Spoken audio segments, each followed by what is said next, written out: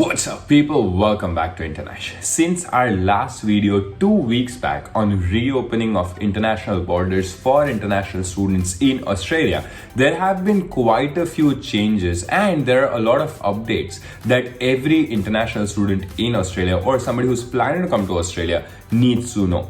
Number one, the PTE scoring system has changed. So all the people who want to give PTE to take admission in Australian universities, that is important for them, and all the people who may want to apply for their permanent residency in future, it is important for those people. The second thing is, if you want to travel interstate in Australia, there has been changes in border restrictions for different states. And the third and the best news is that the pilot project where 63 students were planning to come to Darwin, they are studying in Charles Darwin University, they have finally arrived in Australia. And in this video, we are discussing all these three things in detail and super quickly. So if you're interested in knowing anything about any of these three updates, this video is just for you. So check it out.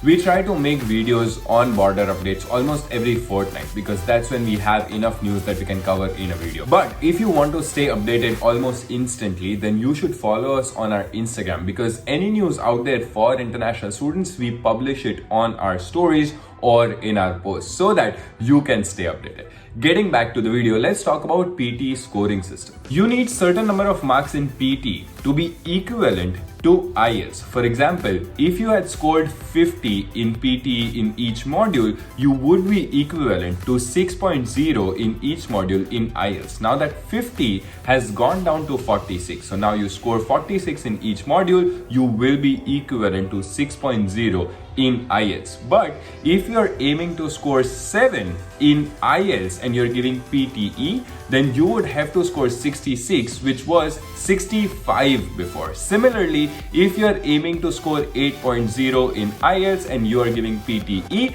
then you would have to get 84, which was 79 before.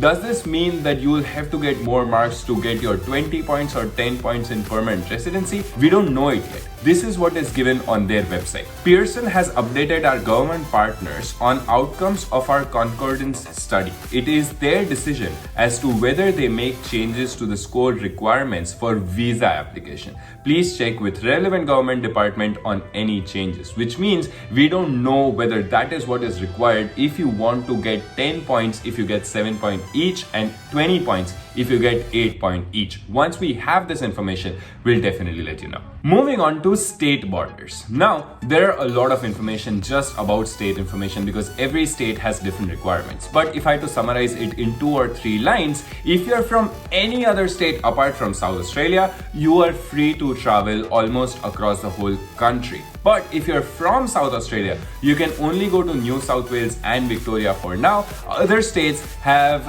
either 14-day quarantine requirement or they have not opened borders for South Australian residents yet. If you want detailed information about state borders, then we have given the link in the description. They have explained it perfectly and have given all the requirements that you will have to take care of. Moving on to the main part of the video, and that is when can international students return to Australia. Before we deep dive into this question, I want you guys to hit the like button, subscribe to this channel if you haven't, and share this video with anybody and everybody who would be interested in this information. Getting back to the video. Now on 30th of November 2020, we saw 63 international students return to Australia. Now this was a big thing because we hadn't seen this happen in last 8 to 9 months. Now these 63 students have arrived in Darwin and they are students of Charles Darwin University. Moreover, Charles Darwin University has also mentioned that they are working on a charter flight for Indian students to return